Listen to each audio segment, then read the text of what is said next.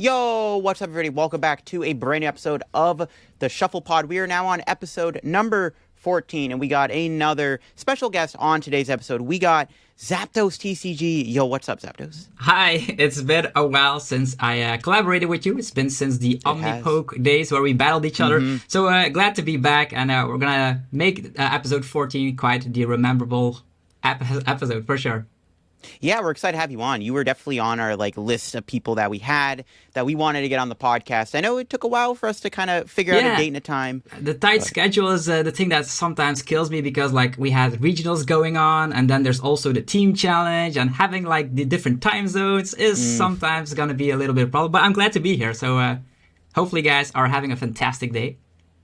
Yeah, I am. Thank you. And we're excited to finally have you on the podcast. And before we get into all of the juicy topics today, I think we should get into the weekly roundup. So, Lindsay, how has your week been? My week was pretty uneventful. The last couple of weeks, I've just been working. Another one of those working every day type things. Actually, I did have a little bit of a rough week at work. It was little high stress, just a lot of things going on, but we have those weeks sometimes. But I know we're recording this before Halloween, but this episode is coming out after Halloween, so I got my Halloween costume in. My department is doing superheroes, and I'm going to be one of the Incredibles. Ah, that sounds fantastic. So it's going to be interesting. I'm wondering how I will be able to do my job wearing that outfit. It has these long black glove things I'm probably gonna have to take off because so for those of you listening and don't know, I am a nurse, so I'm gonna have to be sanitary and be able to wash my hands frequently and put on the right kind of gloves. So it's gonna be fun to kind of work around that, but I'm really excited. We're taking it very seriously. But that's pretty much been it. I've really just been working all week, not really doing too much Pokemon stuff, just a little bit here and there. But what about you, LDF? How was your week? My week's been kind of crazy. So I went to a few pre-releases this weekend, which is pretty exciting. But the big thing I think that happened to me this weekend was, so I was chilling yesterday, I think it was Friday. I was chilling on Friday, and I dropped my phone, unfortunately. I dropped my phone, and it's fine, but the problem is the Wi-Fi does not work on my phone. So I cannot get on the Wi-Fi on my phone. I have to use my data. So my phone is basically unusable. And the problem is I can't use a lot of the apps because I actually have to install the newest iOS update, which I can't do because in order to install iOS, I have to be on Wi-Fi, and my phone won't connect to the Wi-Fi. You dropped the Wi-Fi out of it? Yeah, I dropped my phone, and then all of a sudden the Wi-Fi won't turn on. I've tried every fix, and it won't get. That's strange. I think if you type that in over at Google, not even people will have a recognizable problem because only the Wi-Fi. Yeah, that's what I don't get. So I've been having to use two phones. I've had to use two phones now for the entire week, which is pretty hilarious. But I'm going to get my phone fixed on Monday. It was just a minor inconvenience. But it's it's kind of weird not using my main phone because I'm using a phone that doesn't have any data or anything. So I got to go back and forth between texting people and stuff on my main phone, and then on my backup phone I have to use that for YouTube or whatever I want to use it for, so I don't Can you remember the days where you don't have Wi-Fi on the phone in the first place? Can you remember those days? It was so long ago. Flip phones. I mean, it's had to make me go outside more because there's not much to do if I can't go on my phone. But yeah, I did go to a pre-release. Actually, I went to three. Well, as I'm recording this, I'm going to another pre-release later today. But I did go to a pre-release on Friday. I went to my locals, but at midnight, the store owner actually let us get a couple pre-release kits, and I did pull a Regidrago V-Star out of one, which was exciting. And then Saturday, I did go to a actual full-on pre-release, which was kind of cool. Actually, on the way there, funny story. So on the way there, actually, one of my favorite songs came on the radio. Which it's kind of weird. It's it was a sign. One of my favorite songs came on the radio. I don't know if you know the song "Closer" by the Chainsmokers. It's one of my favorite songs ever. It came on the radio. It came on the radio. They don't play it that much anymore because it's an old song, but it came on the radio, which I thought was a sign because at the pre-release, I ended up winning the pre-release. I'm at 3-0. I don't know if I won it, but I did go 3-0 at the pre-release. Let's go. And then there was another one that same day that he hosted because he had extra kits. And then I ended up pulling the Alt Art Unknown. Ooh, sick out of card. one of the kits. So it was a sign. Yeah, And, that Unknown really reminds me of the Unknown movie. I think it was the third Pokemon movie with Entei. With Entei. So sick. Very good movie. Very good movie. Yeah. So it's a nice pull for sure. I mean, it could have been Lugia, but I will gladly take Unknown. That works for me too. And then, yeah, I got another pre-release that I'm going to later today after this podcast. So hopefully we can get another good pull, hoping for Lugia V-Star. Apparently Lugia is really rare, though. It's the Lugia hunt for sure. Yeah, definitely. I feel like the alt art Lugia prices are much, much, much higher than like even the Giratina. Look, what they're going for like $400 right now. It's insane. Like we've went from the Palkia origin form alt art, then to Giratina alt art, and now Lugia. They keep on increasing the price. Like where's it gonna stop? Yeah, they keep going up and up and up. From what I heard though, apparently Lugia is hard to pull. Someone I know opened like 5 booster boxes and only got 1 Lugia V-Star apparently. It's a very similar story when you like opened a lot of TCGO packs of Lost Origin and didn't find the Giratina. Yep. So that was mental. I went up over like 2,000 packs. It's actually funny. I pulled it, and maybe not even like 50 packs later, I pulled a second one, which is kind of funny. RNG be like. Mm-hmm. Yeah, I don't know if I'm gonna do that again with Silver Tempest, but we'll see. But that's how my weekend's gone. So what about you, Zapdos? How's your week been? It's been like really, really busy. Definitely because I'm now exploring the Silver Tempest shenanigans, like from tier list to like top 10 cards to like pre-release video. It's already up on the channel as well. So lots of Silver Tempest. I left behind Lost Origin because the people from the US and Canada are not like playing any more regionals in this format, if I'm not mistaken. Yeah, I don't think so. I think they're done now, yeah. Yeah, the only regionals that are still on the menu, like for the people from Europe, is Warsaw, which is actually in 2 weeks. So that's the same format. So not a lot of new things that I can like say like, you guys should prepare for this and that because it's the same format. So I just try to stick on Silver Tempest, but it has been really clogging up my entire week, like everyday content of Silver Tempest. But I'm liking Silver Tempest so far, but I'm a little bit afraid because the next format will be Scarlet and Violet in February. And now we're we're recording this in the end of October, meaning like November, December, January, February, four extra months of this Silver Tempest, even though like Silver Tempest has like 3 main new decks.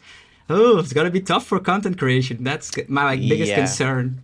I've thought about that too. It might be a little tough for content. It'll be like the, I think it was the Vivid Voltage to Battle Styles format. That was also really rough for content creation. Sent this Scourge ADP and there's where it's ending. Yeah, but it was hard to do videos on any other card. Yeah, exactly. My week has been going super great, super busy. So I'm actually glad because now here in Europe we have a holiday, so I can Monday. Typically I have to go to like work as well, but now I can like sleep in, which is nice. So I'm glad. I worked a lot, and now rest is coming. So we have a little bit of an announcement to make. So we are actually going to be doing a giveaway. So we are going to be giving away 100 PTCGO codes and a Shuffle Squad shirt. So we will reveal later on how to win. We'll reveal that, after the promos when we get to the Ask the Pod segment. So you aren't going to want to miss that. If you are looking to get a great price on any and all Pokemon TCG products, make sure to head over to Atlas Collectibles and see their huge selection of Pokemon. They also have some magic cards. At checkout, make sure to use the code TSS12 to save yourself 12% on your order. So they have the sealed products as well as the singles, whether you need 1 card or 100 cards. You can get it shipped to you worldwide. So that is definitely the place to go, especially with this new Silver Tempest set coming out. But if you do not want the physical cards and you're more of an online person, if you go to PTCGOstore.com and use code TSS5 to save yourself 5% on your order and directly help support us all at the Shuffle Squad. I think it's time to guess that Pokemon. So this puzzle was brought to you by PokeXWord. It is the best place to get your fill of Pokemon-inspired puzzles where they post new puzzles every single day. So as you guys know, they have the online version of Guess That Pokemon segment on their website. You can go check them out at PokeXWord.com and make sure to follow them on Twitter because they give away a ton of PTCGO codes every single month. I also post my results every once in a while, and so far no one has been able to beat my results. So go check them out on Twitter. Yeah, challenge is on because I seem to be the expert. So I have a Pokemon for you two today that you will be guessing. Sounds good. I'm excited. So, Pokemon, it is 7 letters. And the first little hint that I'll give you just included is that it's going to be Gen 3. You guys know I like my Gen 3. Hoenn time. Let's go. Hoenn. I like Hoenn. So Gen 3, 7 letters. Okay. So we got Okay, so I gotta think of this. So let's see what we got here. I think I have one. I don't, it's What's gonna your be guess? my guess right now, like with 7 letters. I would say Sableye. Good guess, but no. Ooh, that's a good one because it's Halloween. Should we- and Sableye's It's relevant right now. Halloween. Yeah. I'm playing Lost Zone Box a lot these days, so Good guess, Okay. good guess. I always forget the Sableye Gen 3. But I'll go ahead and give you guys the first hint. All right. It is the color of LDF's hat. For those of you listening on Spotify, it is blue. Blue. It's Okay. blue. So that's a water Pokemon But potentially. mostly blue. I should say mostly blue. Mostly blue? mostly it has other colors as well. That's 6. Okay, that's not it. What about... Too Oh, many that's 8 letters. No. I'm also at 8 letters. Yeah. Like Wait, your- what about... Ooh, what about... Is it Wailord? Oh my god, it is Wailord. I have this on my screen right now. I was typing. Oh, I have it. It is Wailord. Let's I think go. this Congratulations. this might have been the record of us for PokeXWord. Insane. I'm gonna take a screenshot of what I was typing here. To be honest. Is this? Yeah, it was Wailord. So the next hint was going to be the attack name. It was going to be Hydro Pump. So that Can one you would have see this? definitely It Yes, was Wailord. Oh, Wailord. you did have that... Carvana. Yeah. Yeah, I was thinking like Carvana. That was not it. I was typing them down. It's like Wailord. That LDF. You instantly almost has have it. to like see them to know how many letters it is. You almost have to like type it Yeah. and write it down. I have a I was- notepad here, so like so I can type it in. Because otherwise, they said like with the finger counting, sometimes it's like It's hard, awkward. yeah. Yeah, I'm sitting here. I'm like WAIL. My first couple guesses were going to be Mudkip and Swampert, but those weren't Good guesses. 7. Yeah. I'll read the Pokedex entry because that was going to be that third hint. And you guys, I love the Pokedex entries. So the Pokedex entry for Wailord. It can sometimes knock out opponents with the shock created by breaching and crashing its big body onto the water. That would have Jeez. gave it away. That would have given Yeah, it away, definitely. yes. Yeah. I mean, well, if you said Hydro Pump, I don't know if I would have got that. Well, I guess there's a lot of water Pokemon in Hoenn that don't have water Hydro Pump, though. I guess, like, Swampert's one of them, but it couldn't have been Swampert because it was in 7 letters. So, maybe Hydro Pump would have given away then, actually. That was a pretty good one. That was a pretty That good was. one. Good Alright. good guesses. Good guesses. Good teamwork. Told You you guys we'd might be nail the it. new Pokex word Easy. It was the fastest we've done masters. it. That Fastest was. we've I done think that was the record on the podcast for sure. And the hilarious part is that we both had it. You said it, and I had it here on the screen. So we were You going guys to are get it getting no ready matter for the what. whale war. It was Getting inevitable. ready for it. PokeXWord, the best place to get your fill of Pokemon-inspired puzzles. New puzzles are posted every day, and they recently launched a new Guess That Pokemon puzzle, which is a ton of fun to play. Go check them out at PokeXWord.com and be sure to follow them on Twitter for your chance to win a ton of PTCGO codes every month. So moving right along, you guys know we have the Ask the Pod section here. So feel free to send us questions for the chance of them being answered on the next week's podcast. You can also send us suggestions, topic ideas you'd like to hear, and even recommend guests that you would like to see. You send it over to podcast@theshufflesquad.com. So we do have an entry in for today. This is from David. He says, "Hello. I hope y'all are doing well." You must be from the South, David. "I have been loving the podcast. It definitely makes the long drives at work bearable. Also, huge shout out to LDF. Your content got me back into Pokemon and not only taught me so much, but inspired me to start playing competitively. So let's get it, LDF. Let's get it.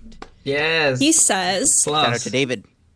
yeah, shout out David. He says, so my reason for writing in today is to see if my idea for a new combo is worthy of competitive play in its own deck. So basically, you would use the new Earthen Seal tablet cards, attack on one turn to drop their V Pokemon down to 100 HP. Then the following turn, follow it with Greninja's, I guess like that Moonlight Shuriken or whatever, the Moonlight Shuriken to clean up their Vs and any other lower HP Pokemon. Okay. Probably So with he's talking Galarian about Zigzagoon. that new Earthen Seal tablet Yeah. that Earth has Seal that tablet. V-Star power attack for the 3 colorless energies. You pretty much put damage until all the Pokemon Vs have 100 HP remaining. So yeah, you would have to have that goon since the Greninja's attack is only goes to 90 HP. Like in theory, on paper, it looks nice, but I think the Earth Seal tablet or whatever it's called, you could definitely play around that with the sense that people, if they know you can surprise them in one game, but in best of 3 series, it's probably not gonna work because they're not gonna slap down more Vs. They're just gonna go on one attacker. That's the problem with a card like that. In best of 1, you can surprise them. Yeah, it'll be like a ladder ladder deck, right? More of a ladder troll deck. Because you'll play against someone, they're not going to see it coming. You can just drop the Galarian Zapdos or even a Drapion out of nowhere and then slap the tablet on and then hit him, and then you just go like Greninja Goon or something. Or you could play the Inteleon engine and use quick shooting also to maybe fix some of the math there, make it easier to kind of chain combos. You could play Echoing Horn. So it's a fun ladder deck. I don't know if the Earth tablet will be good in the competitive setting. Like a deck based around Earth tablet, I don't think would work in a competitive setting. But if you were to make it kind of like a tech card, I could see it working as a tech card because the opponent will have to play around it.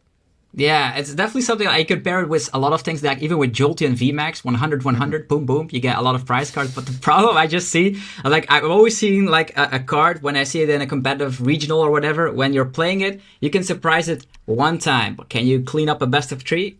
That's the main issue I have with cards like that. Yeah, I was really hoping it would be really good with Jolteon VMAX, like using it with Zapdos, like making it very easy to use the attack. I guess the thing about it is, like you said, you could probably surprise them once, but I feel like the deck would have to run a lot of heavy Echoing Horn because they're not going to slap down the Vs after that.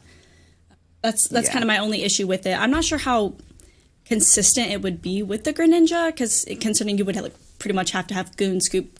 Yeah, and even like in a perfect scenario where a card like this becomes tier 1, people will just get tool jammers everywhere. And don't see it working out, but it's a really fun deck on the ladder. And when you can get it working, you're definitely gonna see that O phase on the opponent on the versus ladder, and that's what you're doing it for. Yeah, it'll be a good like deck for content for ladder grinding. I think just more or less like for that. I think tools are going to struggle in the format mainly because of the power of the other tablet that we're getting. And then also Big Parasol, I think, is going to become a lot more relevant in the Silver Tempest meta, which also affects the power of these tools because then everyone's going to start playing Scrapper, Jammer, or more Lost Vacuum within their deck, right? So, like a lot of those Lost Box already play like 3 Lost Vacuums. Yeah, correct. Exactly. Yeah. It's always like the counter pick. Like you say, oh, people played that, so I just play the counter for that card, and then they play the counter for the counter. It's mind-boggling. It's always that. Yeah, exactly. But it'll be a fun card for sure. But yeah, David, keep working on it. We'll be excited to see what you kind of come up with. So, the moment you have all been waiting for, the giveaway information. So now that we are on our new channel and everyone knows where to find us, we want to celebrate by hosting a giveaway. So throughout the month of November, and anyone who is subscribed to us on the YouTube channel, so we're talking about the Shuffle Pod YouTube channel, you guys will be entered to win. So the winner of the giveaway will be announced in our December 1st podcast. So we'll be giving away a Shuffle Squad t-shirt and 100 PTCGO codes if the winner is in North America, and 200 PTCGO codes for a non-North American winner, just due to shipping limitations. So if you want to increase your chance of winning, then you can also send a question to the podcast by sending it to podcast@theshufflesquad.com. So best of luck, everybody. You'll find out on December 1st. So I think it's time to now delve into the main topics of the podcast. We got some questions for Zapdos here today. So the first question we wanted to ask you, what got you into content creation? So what I know is you're a pretty OG YouTuber. I've actually remember your videos from like way back in the day. Like I'm talking like early black and white, late Sparkle Soul Silver era. So you've been an OG on YouTube for a while now. So I'm getting old. Tell us the story. Getting old. So the main story here, it was very funny. It was like one summer day in 2011 where I was actually like, my little brother was into Pokemon cards. That's like the funny fact is like, he's like, oh, I used to like love Pokemon a lot. And then I said like, let me just buy you a 1-pack. So we opened it together and there was a Donphan Prime in there. It was like, wow, 1 energy, 60 damage. The times are crazy. Like in my days, you just did like 30 damage for 3 energies. That was crazy enough. And then we said like, there has to be something more. Is there a competitive scene with these cards? Because I thought like it was a very strong card during that time. And then I was looking on YouTube what was around. And trust me, there was not a lot around on YouTube. I think at the time it was you and Jay Witz are like two of the most like OGs. We had Profit from Jay Witz. Yep. I was watching that. After that, I found it. Then we also had Pokemon Dan level 45. Diamond Minecart. One of the biggest Minecraft YouTubers. Exactly. So used to do Pokemon. Yeah. That's crazy. Those were the two. Well, then we also had Ross, but Ross did only, I think, podcast. He did not do videos during that period in time. Then we had, like a little bit later, we also had the Top Cut with Puka and Michael Pramwa and all those, the big boys, you know them. Yep. So not a lot on YouTube. So I said like, there's not a lot to find here. Let's just make it ourselves. And that's pretty much how it started. We did early on tabletop videos with very, very crappy quality. But it still got the... It was still got the point across that the game... And those videos actually got like 15,000 views during those days. And that was mind-boggling because I said like, there's a market for this. And I kept doing that till now. But with some breaks here and there. Because I actually skipped Plasma Blasts during that period in time, like with Deoxys, Plasma, Thunderous. That period, I skipped for 3 years, but I came back in 2017, and now I'm still here. So that's the long story of it. But I just thought that when you want to be creating content, people really want to be having something unique. So I throw in some raps in here as well to just be having a unique factor. Like you have the unique factor of like the rogue decks. You say like, I want to see some rogue decks in action, even though I don't know what can I make with like a random Magneton card or whatever. Yeah. You have it on the channel, you know? Yeah. And I wanted to have something unique as well. So I came up with the raps, and that's where we are right now. Yeah, your success has been pretty big. You're, what, at 40,000 subscribers now? 41 and a bit. So it's going like, it's the snowball effect, I would say. Like before COVID, I had 19,000 subscribers, and COVID has been around for 2.5 years. Yeah, roughly something like that. So it went tremendously up with the COVID period because people...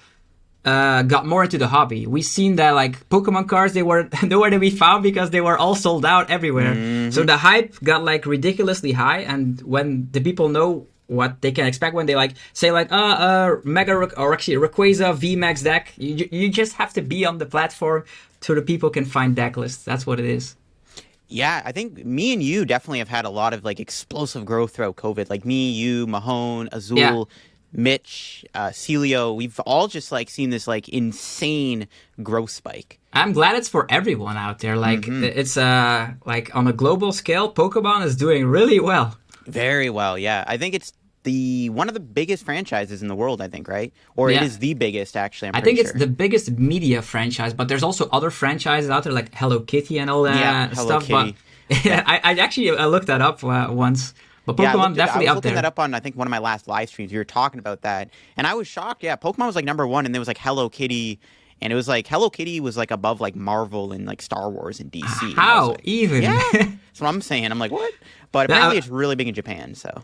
Yeah, and Pokemon is also like doing all the correct moves. Like now having the World Championships being held in Japan gets everyone more hyped than ever before. So you create a situation where there's more people interested in Pokemon. The World Championships are taking place in the hometown, Japan. So actually the home country, I would say, for Pokemon itself. So it's a great year for Pokemon. The only thing that is, we are still waiting on is live Pokemon TCG Live that also gets like that same hype behind it. For now, not a lot of people are like too interested in it. Yeah. That's also like a main thing. I don't know what your opinion is about the waiting of the beta, because like there's a beta for a year and not a lot has changed, to be perfectly honest.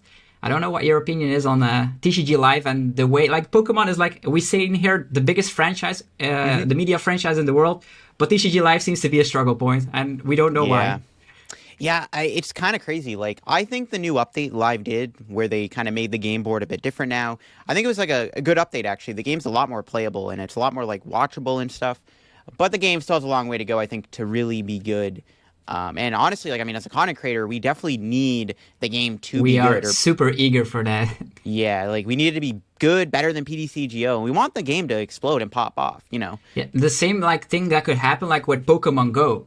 When Pokemon Go dropped in 2016, Like all my friends, even that were not into Pokemon, were suddenly the biggest Pokemon fans. Yeah, same here.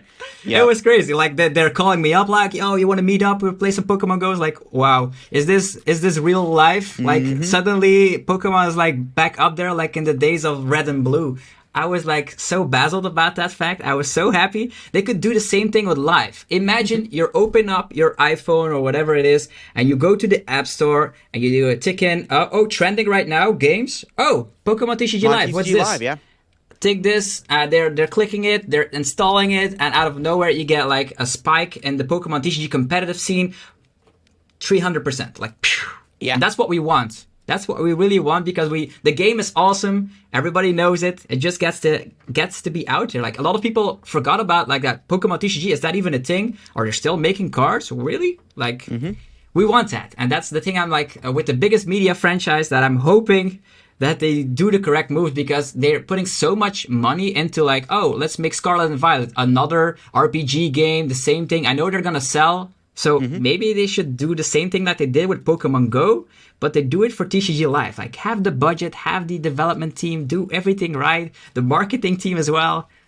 Well, yeah, that's a little bit of a rant, but other than that, I agree. I mean, as a content creator, I think it is important to like express your opinions on live. Exactly. Like for me, it's like when TCG Live succeeds, that means more players are out there, and the best thing about it is that you can teach the game to new people, and that's what I love doing most. Yeah, I mean, Pokemon's a pretty, like, easy game to get into, I would say, compared to, like, other TCGs. Like, if you wanted to get into Yu-Gi-Oh! Right now, and, like, you didn't know much about Yu-Gi-Oh! Yeah, you better Yu-Gi-Oh! have that money. Yeah, Yu-Gi-Oh! Is expensive, but Yu-Gi-Oh! Is also a very complicated game. I mean, I think, like, earlier last year, I was rewatching Yu-Gi-Oh! GX, Goated Show, and it got me interested to play Yu-Gi-Oh! Again, and then I tried the new Yu-Gi-Oh! Duel Masters on the Switch, and I think my opponent had like a 5-minute turn, and then I did my turn and I lost like immediately. So I was like, okay. Like they did like a hand trap, like 360 no scope spin combo. Like I don't even know what happened. Like it just like Yu-Gi-Oh's complicated now. It's hard to get into. Where Pokemon also is very, super expensive to be honest. Like very for expensive. here, I practically like last week gave my friend that got into the game. Here's my Blizzy deck. You can have it for free. Oh, isn't it a lot of money? It's like, no, it's just like $30 or something. Here, take it for free. I was like, you can give away a complete deck and you don't even care about it because it actually costs like nothing. Like you can make a Reggie deck for even less if you if you have just open up some what was it, Astro Radiance, and out of nowhere you have like most of the Regis already. Yeah, fantastic. Also, Very I was true, thinking like. Yeah, I was gonna say like some of the staple cards, like even I know like in Yu-Gi-Oh! And Magic, some of those staple cards are even like hundreds of dollars. But like the most expensive staple card we have right now is what, like Battle VIP Pass is $5. Yep, and its price might go down when the new thing comes out. Exactly, and also Scoop Up Net rotates, so yeah, what's gonna be the most expensive cards? Battle VIP Pass, and that's it. Yeah, Battle VIP. I would say Ultra Ball, but I don't think Ultra Ball will be that expensive because it's more accessible. It has been reprinted a bazillion amount of times. You just go to like a flea shop or whatever, just pick up Ultra Balls for like pennies. Yeah. Also, you talking about like watching Yu-Gi-Oh! I used to watch Yu-Gi-Oh! A lot as well, and the thing with Yu-Gi-Oh! Is I hope like they also had those mini segments over at the official Pokemon YouTube channel. Maybe they could make an anime series that is revolved around like people playing the actual Pokemon TCG to promote maybe TCG Live. Just a great idea. That would actually be a pretty genius idea, yeah, because Yu-Gi-Oh! Has their shows. Yu-Gi-Oh! Like the original Yu-Gi-Oh! It's iconic. Yu-Gi-Oh! GX is pretty iconic. Yu-Gi-Oh! 5Ds.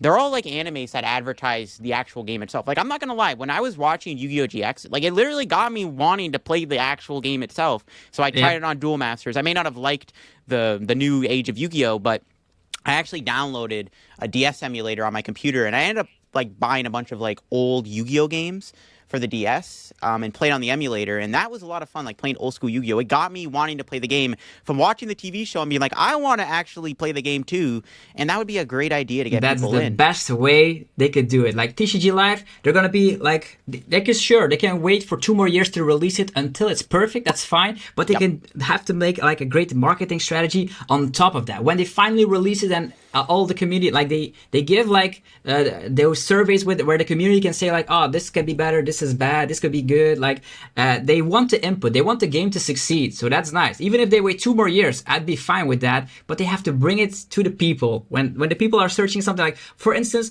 let's say you're going to your cousin, you open up the TV, and there's the Pokemon TCG anime, right? It's not revolving around the Pokemon like in real life. Like, it's just an anime series revolved around the game itself, just like Yu-Gi-Oh, but with like a very epic story. And you go to your cousin and say, "Oh, what's on TV? Wow, what's that?" And then at the end of the episode, oh yeah, a QR code where you can just download the game. That would be genius. It would be. You're listening, Pokemon? That'd be genius. It would be. Yeah, no, like a Pokemon anime based on the TCG is like, it's a good idea. Like Yu-Gi-Oh does it. Yu-Gi-Oh's very successful with it. I'm sure a lot of people got into Yu-Gi-Oh from watching the anime because it was on like their Saturday morning cartoons or whatever. You know what I'm saying? And I mean, I'm sure a lot of people got into playing the video games from watching the anime of Pokemon too, right? How was your experience at Lille? I know you just had the regional there, and I think you had another one a few weekends ago you got top 8 at. Oh yeah, and it all started in Bilbao. That it was in September. During 18 September or something like that. Like, that was a funny story, actually. Like, everybody from Europe has to take the plane to get there because it was a little bit remotely laying around there, and the flights got canceled because planes could not fly over France because of a huge strike happening or something. That you cannot fly over France for some specific reason. So only people from Italy could take their flights. All the rest of the flights got canceled. So me and my testing group had to like drive 12 hours to that regionals. Well, it was crazy. Actually, it was a special event, but it's the same thing like the regionals. Was except worth for like it? It was worth it because I got top 8 there, and with the Regis, I know LDF has been loving the Regis as well. Yeah. Like, people always underestimate their Regis, but it takes skill to pilot that deck. But once you have it mastered, it is a very great pick in every tournament. Just have to be afraid of some Gudras here and there, but for the rest of it, if you can have great matchups, like say you see some Mews, you see some Palkias, you should be good to go. So, and that's actually what happened during Bilbao, top 8 there, and then the Lille Regionals was a month later, so actually last week, which I actually got 5-2-2 as a score. But in my defense, I came across 3 Gudra. Yeah, you were playing Regis again, right? I'm always playing Regis, so it's like the Blacephalon story all over again. So once I have a deck and it's working for me, as I probably stick to it. And that's something I can recommend to a lot of new players as well, or even experienced players. When you have a deck that is giving you points, you're doing well with it, whatever you're playing, don't stop playing it. Even though like the meta shifts here and there, unless it actually becomes tier 4 unplayable, then pick another deck. But if it's still in the range of tier 2 and above, still keep on playing it. You're gonna have the success with it because you have so many extra games experience into the deck. Yeah, it's very true. I think, and Reggie's probably a good call for Lille too. Like the thing is with like what was it, 4 Reggies in top 8 of Salt Lake City? Yeah. Like the big thing with that is nobody would have predicted Reggies to be that good because no one was able to really play it to its full potential online because of the gift energy ban. Yeah, how is it that it's still not fixed? Hopefully when this podcast gets uploaded, it will get fixed, but it has been like over a month and a half. Yeah, too long.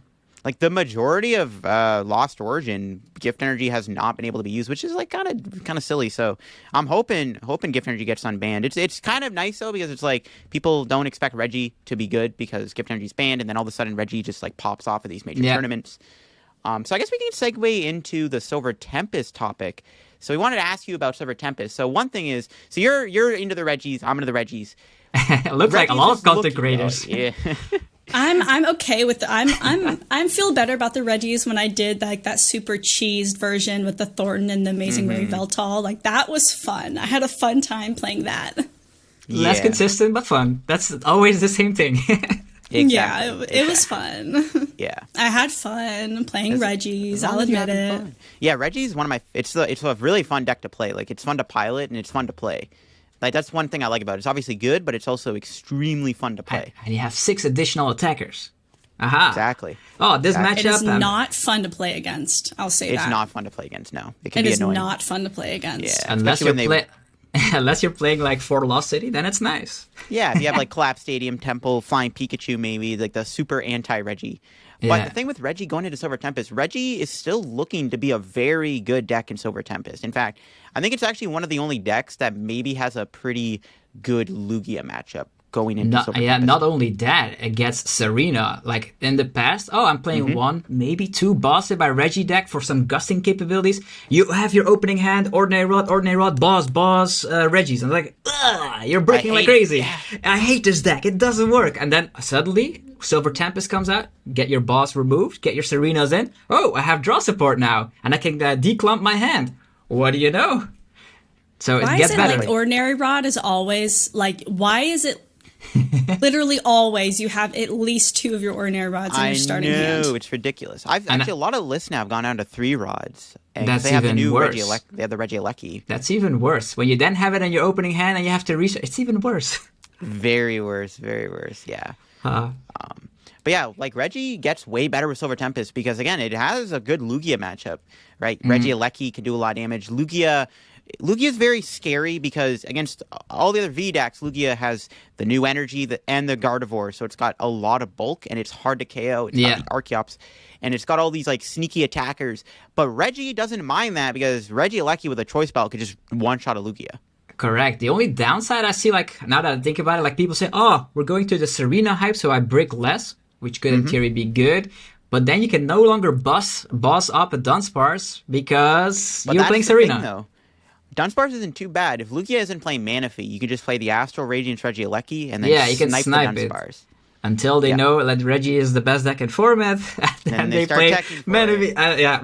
When they respect Reggie and they all tech for it, it's feeling so bad. Like I've played in the little regionals, everything went smoothly. Oh, I see Mew, I'm playing 3 Gigas, no problem. Oh, I see Kyurem. Oh, they're playing 1 Collapse. One Collapse, that doesn't do anything. You just destroy everything, and then suddenly Gudra, here I am. I was like, oh. Yeah. I lose twice against like 2 Gudras in a row, so your tournament's going like, wee, and I was like, how? How am I the only person seeing all these Gudras? And then you see like, what is in top 8? No Gudras. What is in top 6? No Gudras. Like, why are they coming here? The snails to ruin my run here? But that's what it is, right? Gudras still a fantastic deck. Don't get me wrong. But you don't, like, when you're making a deck, you don't expect like a less popular version of a deck to you hit like 3 in a row or something. Yeah. Well, that's the thing. Like, I played Regis to Baltimore, and I ended up playing against 5 Arceus Flying Pikachu decks. I played against 1 Palkia and 1 Mew the entire tournament, and I hit 5 Flying Pikachus. I was like, bro. Yeah, that's what I said with, you had like a post over at Twitter, and I said like, just play 1 or 2 ropes. It's gonna help. Yeah, my list didn't play rope. I didn't think I would need the ropes. I honestly wasn't expecting Flying Pikachu to be popular. Not only that, I actually don't think the Flying Pikachu matchup is that bad for Reggie. A lot of my games, a lot of my wins, and even the one tie I had against the Arceus Pikachu decks, they had to play down stuff like Crobat. They benched Luminion because they had to play the game. They had to get Pikachu. Oh, yeah. And you're playing 2 boss, or? Yeah, I had 2 boss plus a Palpad. Yeah. And a lot of a few of my games, my opponent didn't realize Regis shut off Pikachu, which was hilarious. And I mean, I'm not going to be like... Lone Pika. Yeah, like if it happens, it happens. If the opponent doesn't know what Regis does against Pikachu, then I'll take it, you know? And it happened a couple times throughout Baltimore where I went Regis and their Pikachu, and they're like, okay, Max Blue, and I'm like, you can't do that. But they already played their turn out, so like, they couldn't do anything. I'm like, but I'm not going to tell them that. But I think that's surprise factor. Yeah, I get that, because in the London Open, where actually the new season started, that was the first time I picked up Regis at 3 a.m. in the morning. It's like, I couldn't sleep. Like, I'm gonna make Reggie. I saw Pablo doing well with it. Let's make Reggie. Let's try it. And the thing, I also see 3 Flying Pikachus during that run, and I won 1, lost 1, and I tied 1. So like, even without ropes, it is doable, because not a lot of people know how to play against the Regis and all that. And also, I had a game where you can just KO Arceus turn 1. Then who cares? That happened to me too. Yeah, that's why a lot of my Flying Pikachu games, like I think I won 2 of them and tied 1 of them. And a lot of those wins were literally because like Arceus is easy to KO with the Regirock. they would bench a Dunsparce, so I could just go Regieleki it twice, knock it out, and that's 3 prizes. And then if they bench a Crobat, or if I get the Regice Boss Gigas, 1-2-piece combo over 2 turns, it was fine. Like, it wasn't a bad matchup. It's just like, obviously I'd prefer to play against Palkia. Like, I thought Ice Rider was going to be so good at Baltimore. I'm like, a lot of people are going to be on Ice Rider. I did hit one of them, but like, I hit more Flying Pikachu more than not. A lot of people just net decked the list from Worlds, which was unfortunate. And that's what the thing is with like the regionals. You can now not expect what you're gonna hit. For all you know, you hit five flying Pikachus. That's hilarious. And it could be the only 5 flying Pikachus there. Like. Yeah. I had during my run in Liverpool regionals. That was last season. I was saying, I'm gonna be playing Mew VMAX. The first time I was saying Mew VMAX is a great deck. I'm gonna try this and see how it goes. I saw 7 Mew VMAX, so 7 mirrors, and I was saying like, how is that even possible? Yeah, it's like the same thing. Like, you play Reggie, you hit a bunch of Gudras, but Gudra ended up not even doing well. And I played against 5 flying Pikachus day 1 Baltimore, and Pikachu didn't even make top 8. And Charizard won the entire tournament, which auto loses. So it's like so many like weird factors things that involved. Happen. Yeah, and to win a tournament, everything has to go well.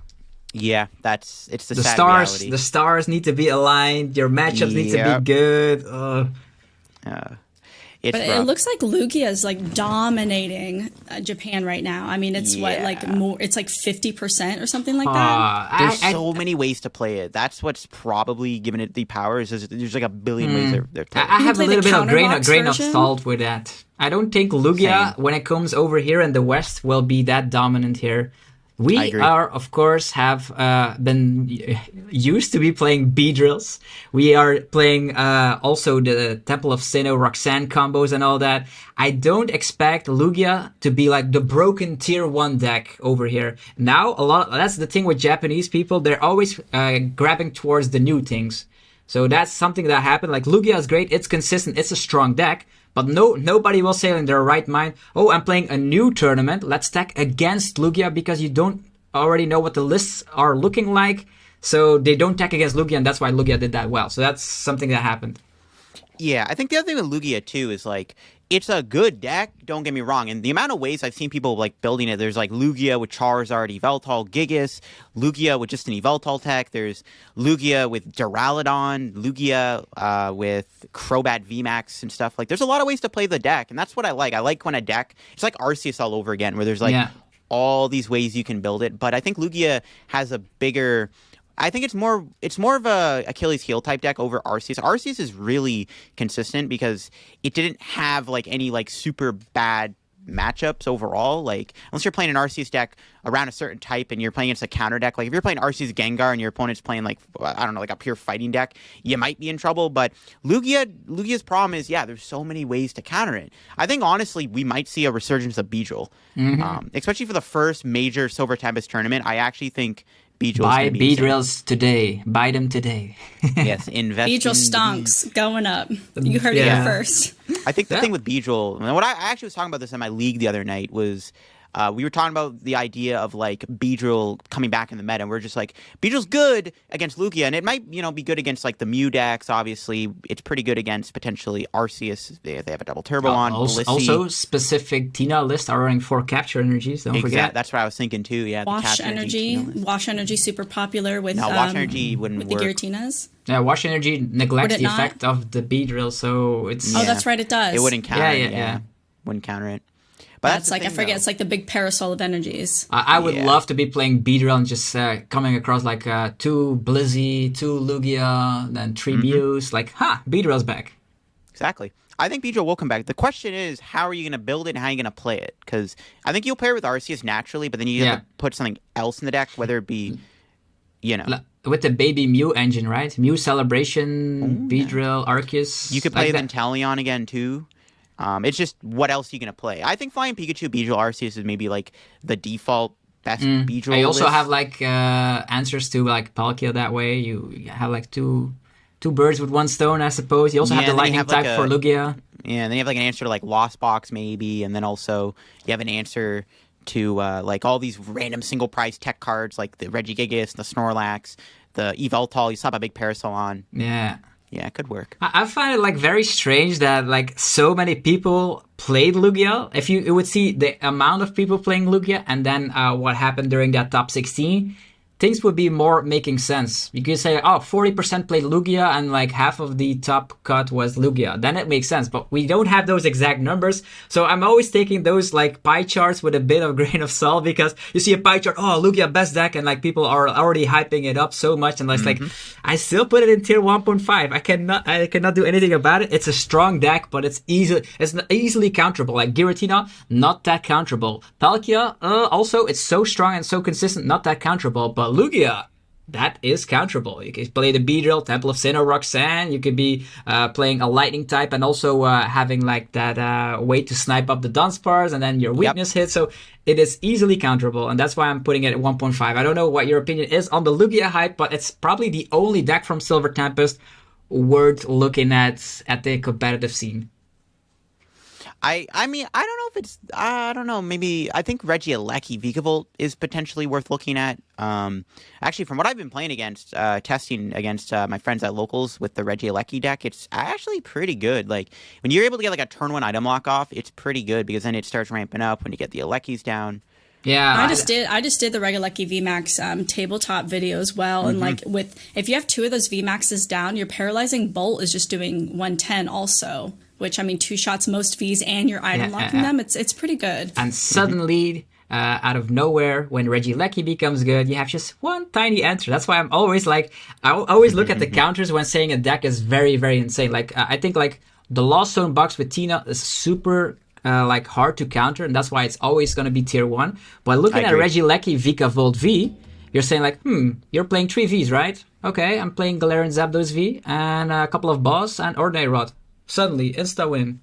Don't need energies, don't need anything. Or Ordinary Rod wouldn't work, but you also have Clara or whatever. You could be making a deck specifically, like, or maybe just play 2 Galarian Zapdos and just boss up the Regieleki VMAXs. Because either they could item lock, not KO you, or they could item lock and prevent you from using Ordinary Rod, but then they're not taking prize cards and the Zapdos takes all the prize cards. So.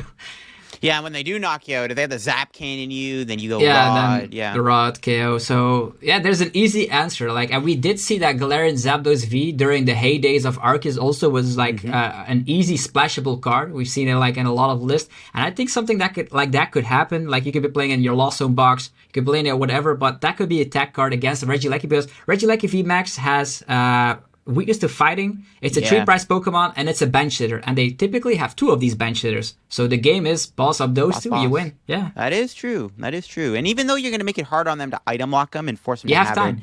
Yeah, exactly. Yeah, you might. And also, yeah, the damage output is just not there. I think you could also maybe see Flying Pikachu be good against the Vikavolt deck, because you can just wall the Vikavolt, so they're going to try to build up a Lecky. You could play like a Zapdos, knock out the Regieleki, and then the next turn go back to Pikachu. Ooh. So there's Arceus, Flying Pika, Galarian Zapdos. Oh, we're almost there, and then a Beedrill thrown in there. There we go. Add a Beedrill. Boom, there you go. There's the play for Toronto. The perfect Silver Tempest counter deck. Yeah, it could be good. I think it is worth maybe playing some of these big counters, because people are going to be trying out the Vikavolt. People are going to be trying out the Lugia. Yeah, for I'm like always Toronto. afraid. The more larger the format gets, the more afraid am I of like I'm gonna be teching against something, because you're not gonna see it. You're gonna be seeing 5 Gudras, and you're saying like, oh, I teched against Regieleki. What's going on? Yeah, that's the problem. I think the Lost Origin meta, actually, I guess this is like a good topic to talk about, actually. So, the Lost Origin meta was a very unique and different meta, I think, than the other meta, especially the Pogo format, where it's like very streamlined. It was all just like Palkia, Arceus, and then the odd like single prize like Reggie, and then Radiant Charizard. Yeah. Lost Origin was all over the place. There were so many decks. Like Arc Intel saw play. Palkia was still good. Kyurem. Then you had, of course, Lost Box. And then you had Zoroark. Giratina. Yes, Zoroark, Blissey, Gudra, Duraludon, Mew. There's so many decks. Yeah, it's hard to counter everything. That was a very strange thing. Like I uploaded the video of the Lost Origin meta, and it was like with 42 decks. And then there was a person in the comment section saying like, what? Is this the Pokemon meta? All these decks are viable? Yes. One of these decks could win a tournament. Pick one of them. Like, and in the Yu-Gi-Oh! Meta is like, there's 3 decks and all the rest is unplayable. Yep. I mean, that was kind of the Pogo format too for a bit. I mean, it was like Palkia. If your deck didn't beat Palkia, you're out of here. You know, what's the point of playing it? But with this format, there's upsides and downsides to a meta like this, right? Where it's like, yes, the variety is really nice because you have a lot of decks you can choose from. You know, if you have any of a favorite of those 42 decks, you can play one of those and it could probably do okay. The problem is it's hard to test for a tournament because is there even a deck that can beat all these decks? Yeah, you cannot like meta game when the meta is too large. Like I learned that the hard way. Yep. And that. But I feel like it's different for me though, because I'm one of the people who started playing more like during COVID, and when I first started playing, the meta was basically, I'm trying to think what it was. Like I started kind of what was it? It was Evolving Skies, or no, it was Chilling Reign and then Evolving Skies and then Fusion Strike. So I started like right when Evolving Skies came out. Jolteon And VMAX. it was basically, it was even before, because I got on the Jolteon VMAX hype like right when it started. So like it was mainly like Shadow Rider and like, what else was even like Leafeon. played at that time? Yeah, it was like Shadow Rider Sylveon. and like Oh, yeah, it was like, Sylveon, or Shifu was really big. it was Inteleon and Binder Drop. It was that. Like everything with Inteleon Urshifu, Yeah, Inteleon Leafeon, and like Inteleon there was only Jolteon. like a few decks you could play, and then like Evolving Skies came out. Like I know Suicune got really, really big. With Yes, Inteleon. Polo. then the Jolteon kind of sprung out, and then it was like pretty much the majority of the time I've been playing, there's been like 3, maybe 4 decks, and then like when Fusion Strike came out, we all know what happened. So like there was pretty much like 3 or 4 decks that you could play, and now I feel like I'm like, oh my god, there's like 15 I could play tomorrow. I have friends in my testing group that always stress the night before the tournament because they bring along 3 decks and they still haven't decided. And like even when they go to sleep, they still haven't decided. Say, I'm gonna do it in the morning. Yeah, so many different choices. Yeah, there's too many. And I mean, Silver Tempest may deliver the same results. I think a lot of the decks that are from the Lost Orchard meta carry over pretty well and translate well into Silver Tempest. It's going to be an additional 3 archetypes like the Regieleki VMAX with Vikavolt, Lugia, and then maybe Regidrago when people find the perfect 60. Yeah, I'm on the Drago so Hopium those get added to the meta, and now you have like, there still hasn't been a rotation, which is like it has been so long. What went the last rotation? I don't even remember. It was last August. Like they took away Blacephalon and then yeah, they rotated up the tag teams, Blacephalon. And then that's Sword and Shield on, and it's been that way since like forever, it seems. Like that's good for new players, I suppose, because they know how to like, oh, I have all these cards and I bought them 2 years ago. What? You can still play them. Like, still wow. play them, yeah. Mm-hmm. Yeah, Do you guys think that there are any older cards? I know we already kind of talked about like the Beedrill and the Zapdos a little bit. Do you guys think that there's any other older cards that are going to be coming back in the meta? For me, I think Starmie V is going to make a comeback. Starmie V. All these decks that run with a lot of energies, Regidrago, all the energies, and like the Giratina with all the energies. Yeah, and then Lugia. Lugia basically has like 4 energies in play, right? They're not going to set up like multiple attacks because they know as soon as like 2 Archeops are in play, they can just wait with it and then accelerate later. So, and even if they have like 5 energies in play, they would still not get the KO unless they have Choice Belt. It's tricky. Maybe, yeah. Could There's be a lot of like, you just have to like look at the card pool of like what we have and what we're getting. Like I'm looking at all basic attackers, like basic lightning attackers, because we're getting the Regieleki VMAX. So like Zekrom, automatic paralyze, more damage. Also seems like fun. Regieleki, there's the Zeraora. Yeah. What else do you get? Like in Silver Tempest, that could help. Like you have acceleration with special energies. I think the V-Guard energy will help Arceus decks so much because in the past they're gonna get like slapped away. Like people just KO them before you're able to evolve. But now you can just have that V-Guard energy. Imagine a V-Guard energy on an Arceus like Palkios. You're gonna have a hard time to KO that one. Mm-hmm. I agree. I could honestly revive Arc Intel, which I hope maybe doesn't happen. I'm not a fan of that deck in the format. It's really annoying to play against. The cards are there, like V-Guard Energy, 30 reduction, Radiant Gardevoir, 20 reduction, Big Charm, Lake Equity, 20 reduction. How far are we? Like 70 reduction? And Big Charm, 100 additional HP for Arceus. Let's go. Ridiculous. Oh my gosh. I'm not looking forward to that happening. I hate Arc Intel. That deck. No, cut it out, John. Don't give anybody these ideas, Meta please. manipulation. Arc Intel. It has been strong, but just kind of struggles against like Giratina one and shot. Lost Box, I think. Yeah, like Star Requiem KO or Kiram VMAX, Max Frost KO. Like too many one-shot decks. Exactly. Yeah. Why do I still want Oh, Zoroark, Hisuian Zoroark to be good so badly, but it's just like not there. Because there is an alt art that is so beautiful that we have to make it Alt work. art is so exactly, gorgeous. yeah. Oh my gosh, I was Very melting good. over it. Yeah. I mean, Zoroark might be okay in Silver Tempest. I don't know if its Lugia matchup is great, but yeah, Zoroark doesn't seem bad. It It's can a one beat shot. stick. Yeah, it's a big beat stick that does a lot of damage. Yeah, Which is all I you always need. found it to be like super bad that a lot of your Pokemon on the bench already have so much damage. That's like my main Yeah, concern. you kind of lose to Sableye a lot of the time. Yeah, Sableye and Regieleki snipes, and I've sniped away on a Bidoof because they couldn't find their B-Barrel in time. Hilarious. So yeah, it's a little bit fragile. It's a beat stick deck, but there's other beat stick decks that are less fragile, like Kyurem. True. Yeah, I mean, what do you think about the Lost Zone decks going into Silver Tempest, like Giratina and Lost Box? I think, in my opinion, Lost Box is still going to be really good. I think Lost Box is another deck that has a good Lugia matchup. Yeah. And then I think Giratina probably stays decent too. And even then, they could just slide in like 1 or 2 lightning energies, any random attacker of choice, Barrage Gate, you go.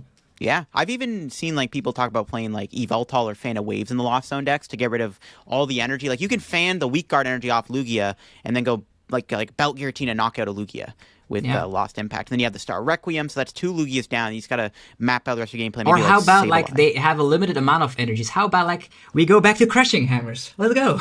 I was thinking that, yeah, Crushing Hammer. I actually think Fan and Yveltal are both like good options. Maybe Giratina, Arceus Beedrill could be a thing. Maybe that's the broken Beedrill combo. Arceus Tina Beedrill. Arceus good. Beedrill. Tina's already the playing grass grass energy energy. in there. Yeah. That's what I'm saying, yeah. And then you don't have to play the Flying Pikachu, so you can just stick to like the double consistent energy type. And then you have a big one-shot beat stick with Tina, right? And you still got the Arceus, which can still be a pain to deal with. And you just kind of adapt your list to the meta, and you might have yourself a good deck. You can get the single strike mustered out probably easier with that Arceus. Yeah, definitely. Yep. Yeah, exactly. Yeah, that's the deck. That's the deck for the upcoming regionals. But Or who knows, what about that Forest Sealstone for Reggie? Forest Seals To use the V-Star power? Oh, but you don't play any V's, though. Yeah, that's what I was Does it have to be thinking. attached to a V? Yeah, it does. Unfortunately, it does. Oh, it does. But you know what's See, funny? I've I'm gonna read the actually cards. seen a few Regilis from Japan playing a Drapion. Because you can play Thornton and then Thornton the Drapion. I off love the board. Thornton cheese. Yeah, I then think you- the Thornton then you cheese can, is so funny. I played a Thornton during a 1K event. Also got like top 8. But the thing that I actually didn't like is that when there's 2 Thorntons in my opening hand. Yeah, that's There the always problem. is. Like as soon as you put it in, they're both going to be Yeah, there. instantly. I went definitely in the moment when it matters the most. Yeah, it's definitely annoying when that happens. I think, there's a lot of potential for the new tablet card for sure. I mean, it's going to make Mew pretty good. Mew now has a Mew searchable. has an out to pad, and it's just sticking on the board on the bench Genesect. What are you gonna do? Boss up a Genesect and let the Mew live? I even can see the new tablet reviving the Meloetta Mew build because you can use it Yeah, to either get the donking. Sparkle or the Fusion Energy. Exactly, yeah. It increases the chances of the donks, and that can be really relevant against Lugia. For new players having to experience their first donk, the golden age of what Mew. it is. But Mew is so similar to Pikarom in that sense as it never Kinda dies. is. It kind of is, honestly. Especially with the way it's adapted to the format now that it's like playing Path, and even Mew starts to play Drapion for the mirror match, which is kind of funny. Kind of like the Mewtwo Mew tag team was kind of there for like those mirror situations. Mew. Yeah, the tablet will definitely bring some life into Mew, even though it's already great. It's gonna be a little bit better. Like having pad protection on itself, fantastic. Very good. Yeah, it's just kind of Best insane. thing. And also, you said like you're a super huge fan of Reggie Draco V-Star. I'm on the us. Hopium. That's the thing. I don't know how good it will be because we don't know the best way to play it. You play Gardenia. Gardenia is not a good supporter. Gardenia is good in a nutshell because it builds up your Drago, but you only draw 2 cards. Good luck getting Dragons in the discard off of 2 cards. You'd rather do like Serena or Research. You could play it with the Lost Zone engine, maybe. That's a cool concept. But what if you have to put you get like Tina Dragonite off of a Comfey? It's like, okay, I got to lose my Giratina. Or maybe you could play Arceus with Regidrago. but is that even consistent enough? And then you got I think the Arceus version might just be the most consistent to be able to attack first. Yeah, but aren't you then like saying like I'm doing all that stuff? Is it better to just attack with Tina V-Star? You're getting the one shots. You have the shred attack. Yeah. But then you get more of a toolbox. Then you can play Goodra with Drago. So you have the Goodra option for Lost Box, or then you have... So I don't know. Like, I think the deck can be really good. It's just, it's like setting up the first dragon is the issue, because you do have the new single prize Dragonite that lets you accelerate all the other energies, but it's just getting that first... Like, I do think the Leafeon... Like, I feel like having a Leafeon in there is pretty big to get that extra energy attachment. Yeah, I'm on the double Leafeon train. I think double Leafeon's kind of smart. You can go like battle VIP for like Leafeon Drago, attach a Drago, green cells to the Drago, and then you just attach return, copy Dragonite, build up another Regidrago, and you kind of just smooth sailing. I think Regidrago is a sleeping deck because it still acquires some extra puzzle pieces. I'm thinking about like maybe when Scarlet and Violet drops, there's going to be a new Dedenne GX or something, or it's going to be an EX. Let's say, what are we going to take? Like a random Pokemon, a Leckitung EX. Slap it on the bench, draw 6, discard your hand, something like. If they do make that, I'm going to get a lottery ticket. But but it needs a Pokemon support where I can discard the hand. Yeah, then it will be good. One of the main issues. That's not the V-Star power. Yeah. Yeah, it's kind of like a clunkier Mewtwo.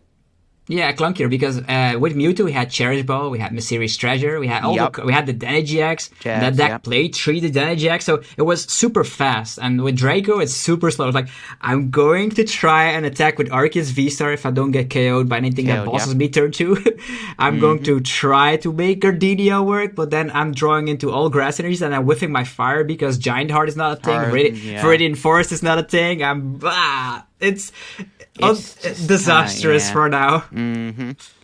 In a perfect scenario, the deck is strong, but getting the puzzle pieces in the discard pile and attacking and surviving hits in a format this fast with Mew and Tina smacking you left and right, it's gonna be a challenge. For sure. I mean, to be fair though, you do have Drago's V-Star power, which could be nice too.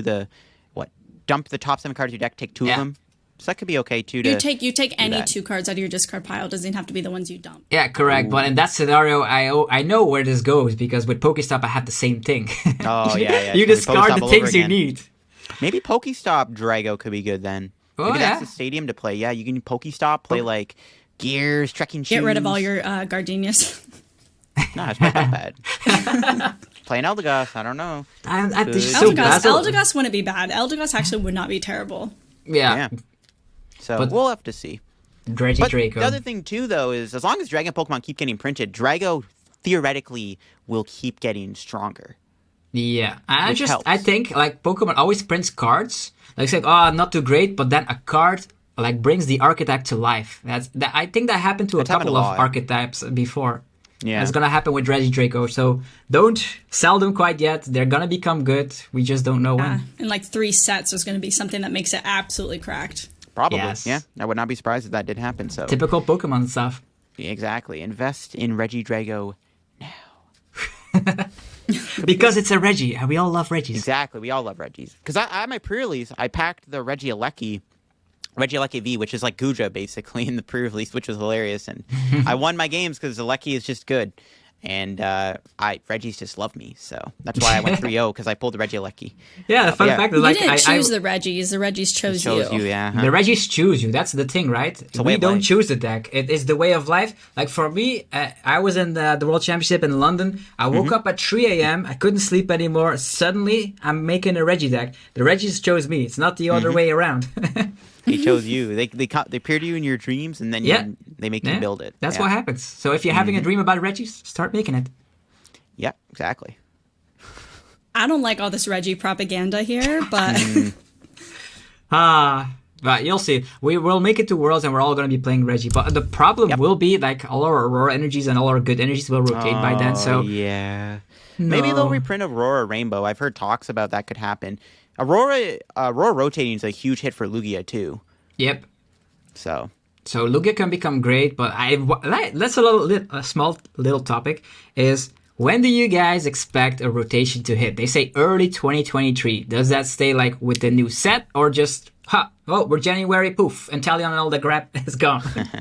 I don't know. I don't know if they're going to wait until the February set release because we will have one regional in the US in the beginning of February. And if that rotation doesn't happen, then we'll have that Silver Tempest plus all the deregulation cards for that one Orlando regional in the US. But so I'm not sure if they're going to do it before then or not. Right. Yeah, we'll have to see on that one. Kind of hope they don't. The thing that I'm hoping for is that they align it with Japan. Finally, with Scarlet and Violet, they say like sets release globally, and rotations go globally. Well, yeah. So then when would their rotation be? Like when would That's that something break- you don't know, but now is the time, right? Worlds is in Japan. They want to align it with Japan. Japan, the same format, you know? It seems like the stars, it seems like the stars are aligning for that one. The way things are looking. I think it'll be in maybe February too. Like I think the speculation perfect time. videos. Yeah. No, I actually think it's like the perfect time. I think the February set is the perfect time to do the rotation. New set, new era of the Pokemon TCG, out with the old and with the new. So New I comeback think mechanics. That'll be that. Yep. We'll have to see on that one. I'm excited. We do have another like mini set though coming out in December, just January, right? The V-Star Universe set, whatever it's Oh called. yeah, the with collector all set. those alt darts? Yeah, there's no new cards in that set though, right? It's all just reprints. All fancy stuff. Maybe like one or two cards will get thrown in there, like we had with Shining Fates. Like That's what I'm thinking. Yeah, it might be like Shining Fates, because Shining Fates gave us some little Team new content. Yellow. Let's go. Then we had Kyogre and Yveltal. Kyogre was yeah. insane. That was like the biggest card from last year that came out, I think. Yeah, The also Kyogre like got a content. ton of views, like the Kyogre Oh my deck. god, I know, it's crazy. I saw that one. That was hilarious. It was hilarious. Oh my gosh. Good time to be a Pokemon fan this year. I'm telling you now. Like 2023 will be fantastic. I hope so, and I agree. I'm with you on that one. That's a pretty good spot for us to wrap it up as well. We're at a pretty good time. All good discussions, minus some of that Reggie Maybe propaganda. Moment. propaganda there. Yeah, the Reggie moment. and they called to us. No, it's okay. I like Reggie's. I like Reggie's now. I did have it change on me a little bit. I refused to play it. Right, LDF. Like I refused. Yeah, I know. I refused to play it, and then I played it like one of the first Lost Origin online tournaments, and I got second in that tournament. And then like mid tournament, I'm playing Reggie's, and that's when the gift energy got banned. I'm like, wait, why can I not play my deck right now? That's hilarious. The tournament organizer like came in my stream and was like, It's a conspiracy theory. They did it on purpose. Press, yeah. They did it on purpose so all the content creation cannot make videos on Reggie, so they play Reggies themselves. Oh. Yeah, that might be the case. Yeah, Yep. So that's the thing, Surprised Lindsay. me. Like, you say you don't want to play Reggie, and then Reggie, you play it, and then it does well. It sucks you in, and then you can't. Does, it does. I see it. Mew does that as well. When you play, when you see somebody playing Mew against you, it's like, what? This deck is insane. You play Mew, it's like, ugh, I can attach pass. Oh yeah, no, I played Mew at a 5K, and 2 rounds in a row, my Genesect got donked. Yep. They do be like That's that. so bad. How is that And there was even no happening? path because like my hand was like Tablets. Genesect, energies, tablets, like sparkles, all unplayable stuff. I feel for you. Yeah. I it's don't. I made the mistake of unfortunate. trying to play Mew, and I'll never make that mistake again. But everybody has to learn that lesson. Everybody has That's to learn not that. for me. Everybody plays Mew. If Reggie's still good for Orlando, Lindsay, we should both play Reggie. Like the whole squad just play Reggie. Everyone just play Reggie. And then everybody brings out the counters. Gudra. Yeah, we hit all the gooch. I don't know. I'm kind of on the Tina train right now. Like one last thing about like the Gudra hype. Like I tied against one because he had 2 Gudras priced. That's the win out. Oh, yeah, there you go. Or donk the Gudra, or donk the Arceus. You tied that one. You can be like, bro, you prize your Gudras. Like, Like, please, how? Or maybe they just brick and they never find Big Parasol and you can Regice them. I think the Yellhorn build definitely might start seeing a little bit more play because the Yellhorn's pretty good against Gudra. Yep. Yeah, you need the Yellhorn for the ice cubes, otherwise you're crying. Yeah, exactly. But yeah, I think that is a good place to end off today's podcast, episode numero 14. And do you got any closing thoughts before we head out?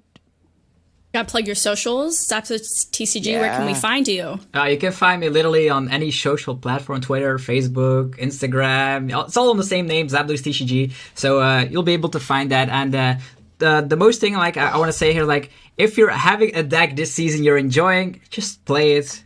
Almost everything's playable. If you're enjoying the game, that's the most important factor. Important thing, yeah. Don't forget to have fun. Closing thoughts. Make sure to have fun. Best closing thoughts I've heard today.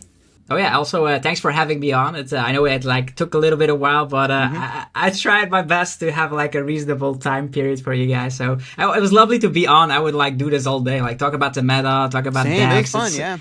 I love doing that. I know we appreciate your patience trying to figure out a time. I know it's a bunch of different time zones. We're all just trying to figure it out, but I'm glad we could make it work. And thank you for coming on. We had some great discussions, and hopefully we'll have you on again in the future. Yeah, We'll see, I'll yeah, love to be on 100%. again. So good luck with the pods, and I'll see you guys later. All right, peace out, everybody. Bye.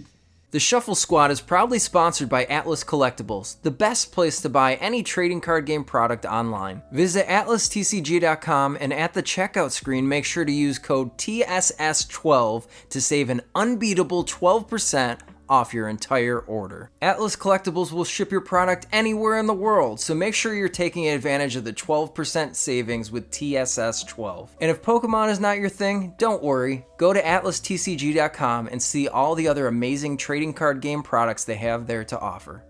The Shuffle Squad is partnered with PTCGO Store to provide our community with the best access to Pokemon TCG codes. They have codes available 24/7, instant email delivery, and you can save 5% off by using code TSS5.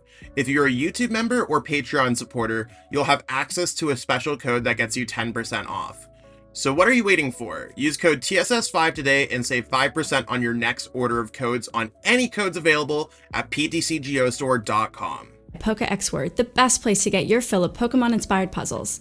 New puzzles are posted every day, and they recently launched a new Guess That Pokemon puzzle, which is a ton of fun to play.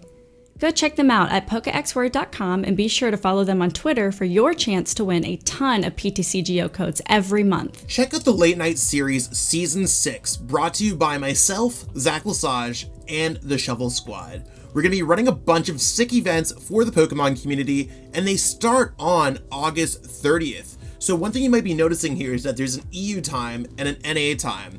We have one at 12 p.m. Eastern, which works out to about 5 p.m. in London. And then we have one at 7 p.m. Eastern, which should help out a lot of players on the West Coast play in this event. That being said, we still have a lot of cool things going on. Expect similar prizing that we've had for other Late Night Series events. Expect better staffing, expect better tournament experiences, and of course we do have a stream going up for this season as well, and I will be streaming the event on Twitch. That being said, we have the whole season up on the Play Limitless website. Late Night 51 all the way through 70 runs until we hit the Invitational on November 5th. So check that out, sign up today, and support Zach Lesage Events and the Shuffle Squad. See you there.